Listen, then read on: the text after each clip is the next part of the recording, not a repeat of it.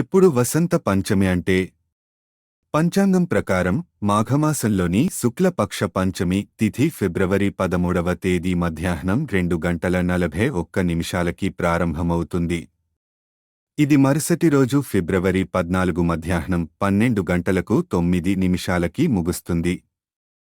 ఉదయ తిథి జనవరి 14న వస్తుంది. అందుకే ఈ సంవత్సరం వసంత పంచమి పండుగను ఫిబ్రవరి 14న జరుపుకుంటారు. ఈ పండుగని ప్రతి సంవత్సరం మాఘమాసంలో శుక్లపక్షం 5వ రోజున జరుపుకుంటారు.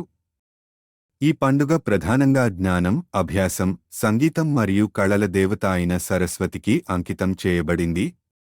సరస్వతీ దేవి ఈ రోజున జన్మించింది.